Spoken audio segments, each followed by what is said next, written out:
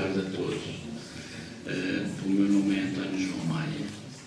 Eu queria agradecer neste espaço público o convite que me foi interessado há um ano e meio pelas professoras Isabel Estrada, através do meu amigo de longa data, irmão Gil Bosch, que está aqui presente, para poder tomar parte neste projeto.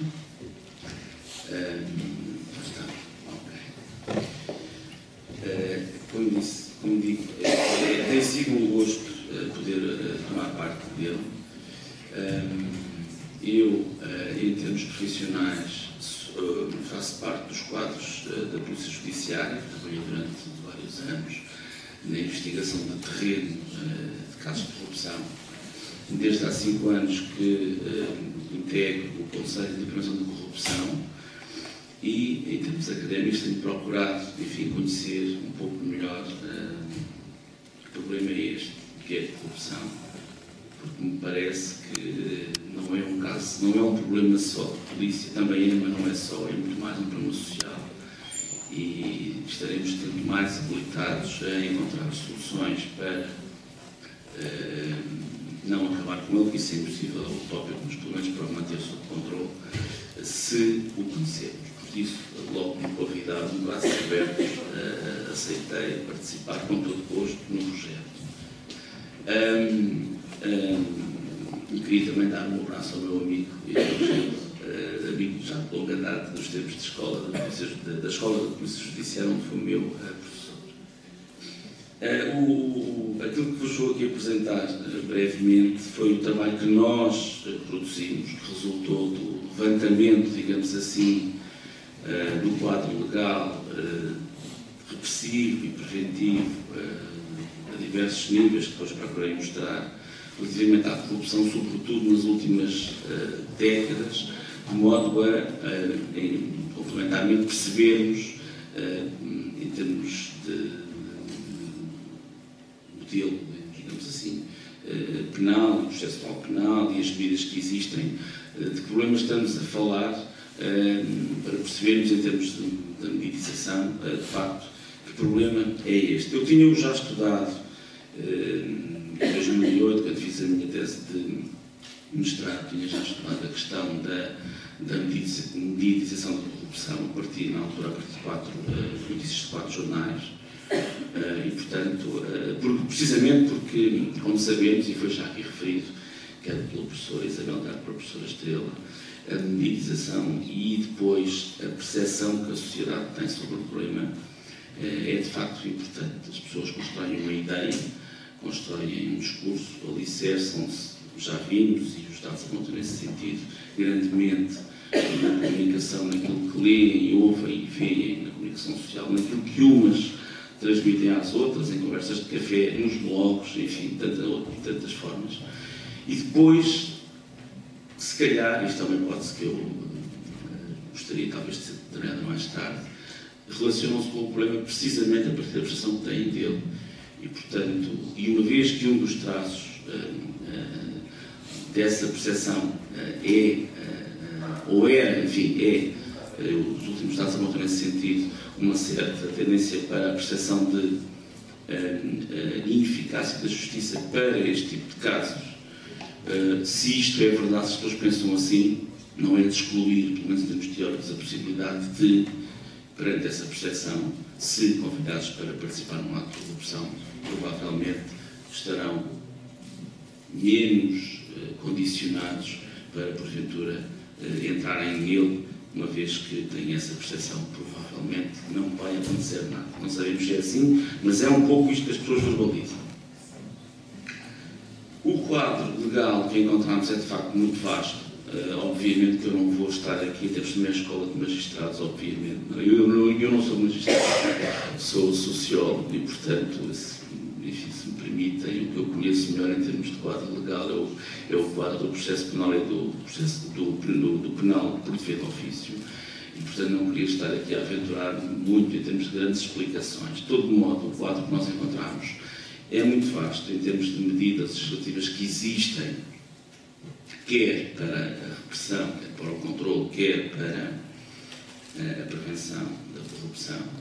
Eu, enfim, selecionei daquilo que nós levantámos apresentarmos o que está no artigo, que está no livro, que está disponível, creio eu, aqui na sala, lá fora. Selecionei aqueles que parecem ser os diplomas mais importantes, sendo certo que grande parte deles já estão alterados, pelo menos em parte. E, portanto, fundamentalmente é isso que eu aqui vou apresentar. Antes de o fazer, porém, acho que é importante dar esta noção, com este bonequinho que vos apresento aqui, termos a noção da dimensão efetiva do fenómeno da corrupção. Não é só em Portugal, é em todo lado, é assim. Aliás, a criminalidade, em regra, é assim que é representada, talvez excetuando a criminalidade violenta, designadamente os homicídios, em que de facto os dados apontam para o número de casos conhecido, corresponde, enfim,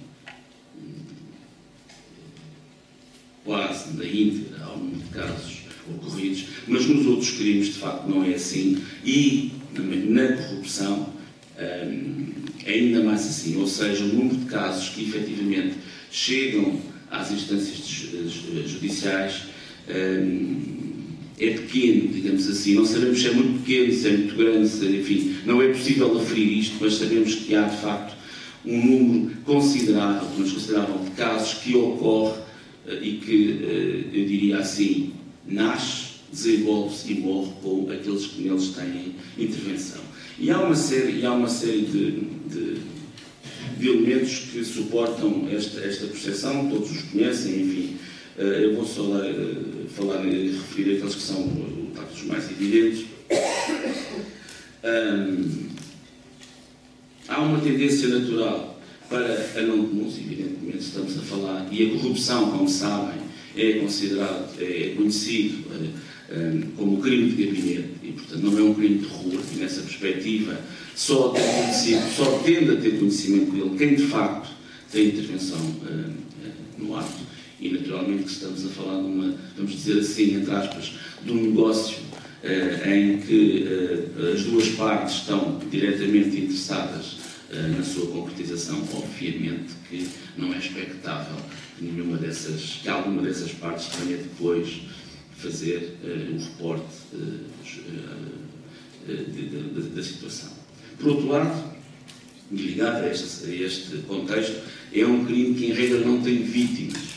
E, nos poucos casos em que há vítimas, diz-nos a experiência que, em regra, por várias razões, enfim, inclusivamente por receio de represálias, as testemunhas tendem a não apresentar ou revelar os elementos que são conhecedores.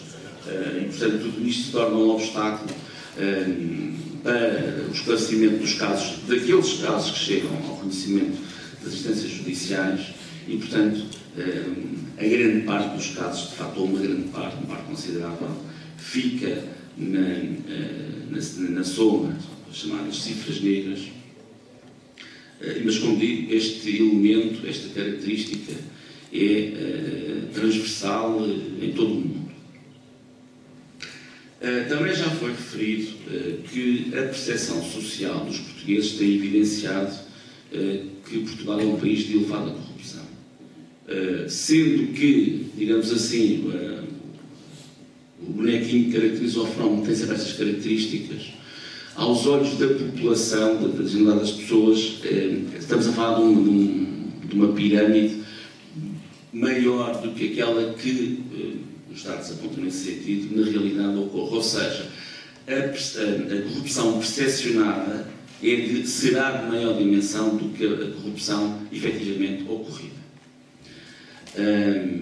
A esmagadora maioria das pessoas, 97%, creio que é o elemento do último barómetro internacional, 97% dos portugueses inquiridos revelaram que Portugal é um país de corrupção.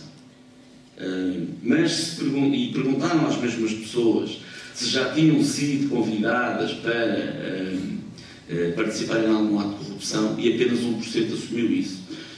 Algumas não podem ter sido convidadas e não querer assumi-lo, mas de todo modo há aqui dois elementos que estão claramente em polos opostos.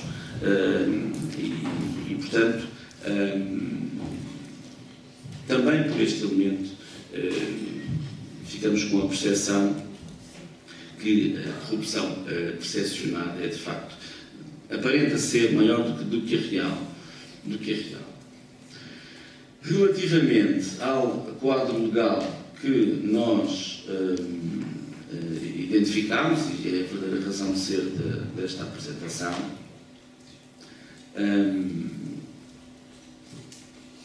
desde logo importa referenciar as convenções e documentos internacionais sobre a corrupção. Portugal tem aderido. Identificamos estes 5, deles são destacados claramente a Convenção da OCDE contra a Corrupção de dezembro de 97, a Convenção Penal Anticorrupção do Conselho da Europa, assinada em Estrasburgo, em janeiro de 99, e a Convenção da ONU contra a Corrupção de outubro de 2003, que estabeleceu que o dia 9 de dezembro seria assinalado como o Dia Internacional contra a Corrupção, razão pela qual, 11 anos depois, aqui estamos também a assinalar, digamos assim, essa convenção. Este conjunto de convenções revelam, desde logo, que, de facto, a partir de meados dos anos 90, meados dos anos 90, de facto, o mundo assumiu que, uma vez por todas, que a corrupção não é um problema dos outros. Até então, associava-se a corrupção como um problema dos países, dos continentes menos desenvolvidos, África, Ásia, América Latina. Mas, enfim, dada o número de casos que ia surgindo, e grandes, alguns de grande dimensão, nos próprios países mais desenvolvidos, Europa e o mundo ocidental começou de facto a olhar para a questão como um problema que não só dos outros, mas um problema que também é nosso, digamos assim. E, portanto, a partir dessa altura assumiu-se que o problema de facto estava presente em todas as sociedades. E, de facto, se algumas culturas se podem dizer menos propensas a riscos, a práticas desta natureza, na realidade, parece-me que é difícil dizermos ou afirmarmos que há países onde não existe corrupção. Uns, de facto, estão mais expostos a essa, pela natureza da sua cultura, dentre outros fatores, possam estar mais expostos a esses riscos, mas corrupção zero parece-me que não existe, e pensar nisso é utópico. Não será utópico, de facto, criar mecanismos para manter o problema controlado, para o reduzir. E é nesse propósito que Portugal, muito também, ou em sequência destas convenções internacionais, tem vindo a adotar um conjunto muito alargado de medidas relativamente a estas questões. Desde logo, as medidas de caráter penal. Bom, eu não referi, mas importa referir nesta altura, que quando estamos a falar de corrupção, no estudo todo e também no âmbito desta apresentação e do artigo que eu e o Gildo elaboramos, estamos a falar não no conceito penal, do Código Penal, obviamente, mas estamos a falar no conceito mais amplo, um conceito sociológico, se quisermos, de corrupção, e que podemos associar ao último capítulo do Código Penal, ou seja, os crimes praticados contra o Estado por funcionário no exercício das suas funções. Esse é o conceito, digamos assim, que depois se desdobra, enfim, nas várias formas da corrupção, do peculato, da participação económica em negócio, do tráfico de influência, enfim, todo aquele conjunto de crimes que consubstancia essa noção de desvirtuar a função pública, de pôr o funcionário pôr o interesse pessoal ou do grupo de que faz parte acima do interesse da sociedade.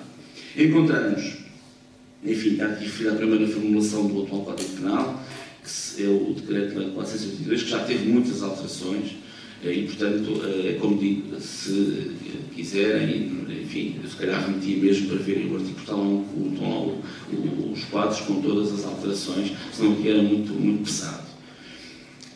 Depois temos, ainda no âmbito da definição de crimes, uma lei específica já de 2001, a lei de 108 de 2001, que estabelece o quadro de crimes praticados por funcionários em organizações estrangeiras, e o crime de corrupção no setor privado, que decorre diretamente da aplicação da Convenção Anticorrupção da OCDE, e a este ponto importa acrescentar que, no início da semana passada, foi divulgado um relatório da OCDE relativamente à incidência de casos de corrupção relativamente a esta Convenção, e um elemento que é destacado no relatório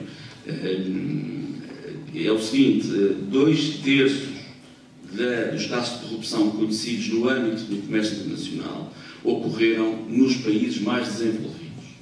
Pode parecer estranho, mas se calhar a leitura não é assim, a priorística não é assim tão estranha. Por um lado, obviamente que é nos países mais desenvolvidos que ocorre a grande maioria dos negócios comerciais, das transações comerciais. E, por outro lado, também são estes países que, em regra, tendem a ter mecanismos mais eficazes no despiste das situações. Portanto, dizermos que 2/3 dos casos conhecidos ocorrem neste conjunto de países, eu diria até, de certa forma, que seria expectável, deste ponto de vista, esse resultado. Depois, enfim, a Lei 100 de 2003, que alterou o Código de Justiça Militar e que criou os crimes de corrupção no âmbito da infidelidade militar, portanto, ao nível da gestão das forças militares, digamos assim. A Lei 11 de 2004, que criou o crime de branqueamento de capitais para os proveitos dos crimes económicos, incluindo a corrupção. A Lei 59 de 2007, que alterou o modo do crime de violação de segredo funcionário e atualizou o próprio conceito de funcionário, alargando, por todas as atualizações têm vindo, de facto, a alargar este conceito. A Lei 32 de 2010, que criou o crime de recebimento indevido de vantagem em complemento ao crime de corrupção. Portanto, alargou um pouco mais esta noção criminal da corrupção. O quadro de legislação avulsa relativo a este tipo de crimes é relativamente extenso. Eu destaquei estes aqui hoje. Desde logo, a Lei 34/87, que definiu os crimes praticados por titulares de cargos políticos, onde encontramos todo um conjunto de crimes ligados à corrupção e ao peculato, com formulações semelhantes à do Código Penal, simplesmente com cargas de pena, com quadros, molduras penais mais alargados, mais pesados, digamos assim, maior censura sobre as práticas de corrupção praticadas por este tipo de funcionários, digamos assim. E depois a Lei 30 de 2008, que estende a responsabilidade dos crimes políticos para os representantes das regiões autónomas. Esta lei já tinha sido referida anteriormente, a lei relativamente à corrupção praticada por funcionários em organizações estrangeiras e a corrupção no setor privado. Depois há uma série de alterações relativamente aos crimes praticados por titulares de cargos políticos. Temos aqui um exemplo, a Lei 41 de 2010, muito recente, e a Lei 4 de 2011, que introduz algumas alterações no regime das penas destes crimes. E, portanto, incrementando mais, alargando mais, fazendo pesar mais em abstrato as penas associadas a estes crimes. Relativamente à corrupção no setor privado, encontramos logo no Decreto-Lei 28/84, que define os crimes contra a economia e a saúde pública, nomeadamente a fraude na obtenção ou desvio de subsídio. A Lei 13 de 2001 transferiu para o ordenamento jurídico português a Convenção da OCDE, de que já vos falei, e mais ou menos a Lei 108 de 2001, que estabelece o quadro de crimes praticados por funcionários em organizações estrangeiras e a corrupção no setor privado. E a Lei 20 de 2008, que cria o crime de corrupção no comércio internacional privado, Portanto, há aqui uma procura de alargar esta ideia de corrupção para fora dos negócios que têm a ver com o público. Também ao nível do privado se cria um quadro de modo a penalizar práticas, enfim, censuráveis, menos éticas ao nível das relações comerciais.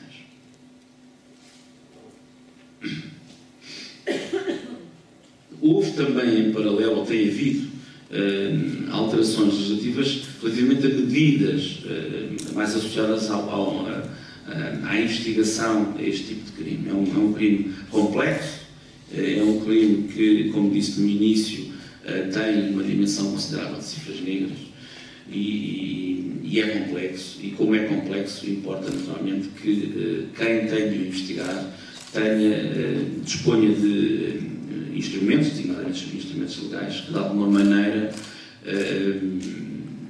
se tornem, permitam mais facilmente aceder às provas, aos elementos que demonstram a ocorrência dos delitos, naturalmente sem pôr em causa os princípios constitucionalmente consagrados.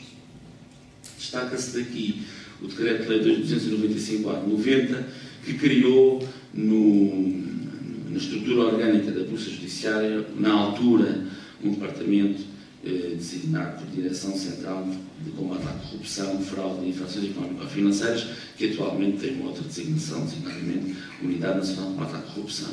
Portanto, uma preocupação em criar, digamos assim, unidades específicas ao nível da Polícia Judiciária para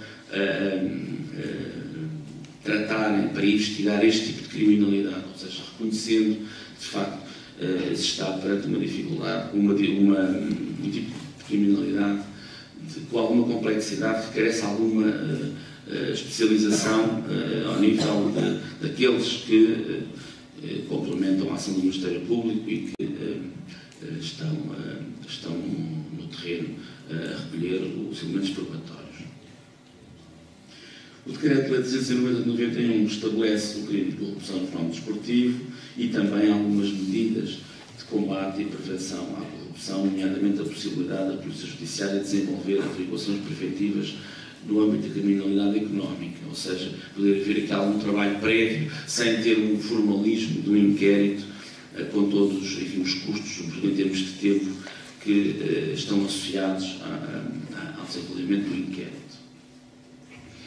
O Decreto-Lei 325/95, que estabelece medidas de repressão ao branqueamento de capitais.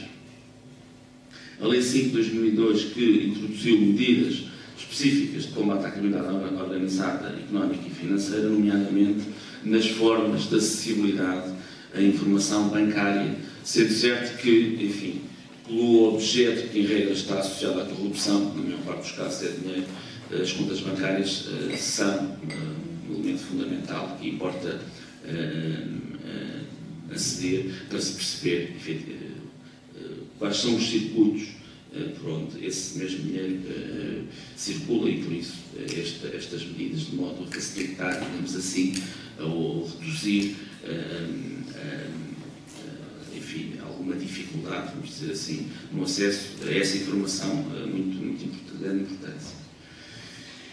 A Lei 304/2002, que criou na estrutura da Polícia Judiciária a Unidade de Informação Financeira para, enfim, permitir a troca de informação financeira entre os vários países, uma vez que se percebe, ou percebia já na altura, portanto, há 12 anos, que de facto a grande criminalidade, a grande corrupção, aquela que gera grandes volumes de dinheiro, se utiliza do circuito internacional bancário e económico e, portanto, importa que haja também em paralelo trocas de informação entre os países, de modo a se perceber como é que funcionam esses circuitos. A Lei 94/2009 introduziu alterações no quadro de medidas de controle ao sigilo bancário nos casos de enriquecimento ilícito e injustificado. E, finalmente, a Lei 45/2011, que criou o Gabinete de Recuperação de Ativos. Portugal já, aliás, desde 2001, tem em funcionamento. Em termos preventivos, Temos a referência a uma taxa que foi entretanto extinta, a Autoridade contra a Corrupção, e em 2008 o Conselho de Prevenção da Corrupção, que tem uma função específica na área da prevenção, de que se deve destacar a recomendação de 2009, relativamente à importância, à necessidade, melhor dizendo, dos serviços públicos terem de produzir e adotar quadros, planos de prevenção de gestão de riscos de corrupção, no âmbito dos quais prevejam as áreas de risco, as caracterizem e adotem medidas de modo a, tanto quanto possível, evidentemente, evitar que esses riscos se concretizem, se traduzam em práticas de natureza corrupta.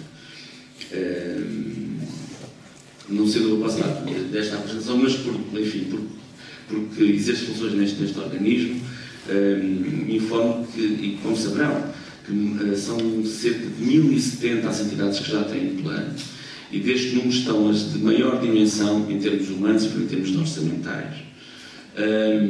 E, portanto, temos a percepção que gradualmente estamos a contribuir para alterar a consciência das organizações para a importância de prevenir este tipo de delitos no seu seio. Antes de agradecer, queria só, em jeito de conclusão, se me é permitido, dizer que o quadro de medidas legislativas é vasto. Como apresentei aqui, é muito pequeno, é um resumo muito resumido daquilo que vos apresentei, é muito vasto. Algumas destes diplomas têm já muitas alterações posteriores.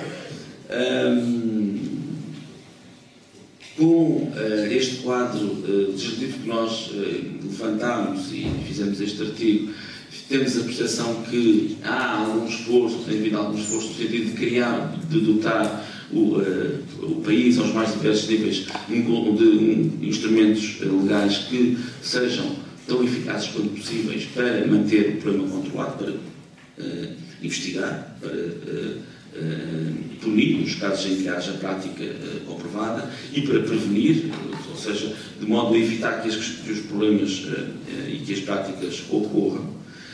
Talvez pudesse ser adequado, uma vez que o quadro penal é de facto muito alargado, que se pudesse fazer uma espécie de uma sistematização de todos os diplomas que existem relativamente a este problema. Para lá enfim, destes regimes legais que vos falei, não fiz referência, mas existem diplomas relativamente ao controle, ao acompanhamento e controle do financiamento dos partidos políticos e das campanhas eleitorais, como, enfim, pelo menos tem sido veiculado através dos mídias, que haverá uma relação, enfim, entre este financiamento e eventuais práticas de corrupção.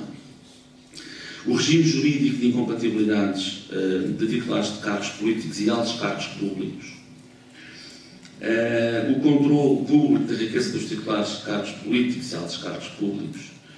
E, portanto, todos estes documentos, como lhes digo, nos dão, pelo menos essa percepção que nós ficamos, que há um esforço no sentido de dotar o país de instrumentos legais para evitar e punir, nos casos em que ocorram, este tipo de delitos. Naturalmente que ele acompanha as convenções internacionais, mas de todo modo não podemos deixar de referir esses sinais. Muito obrigado.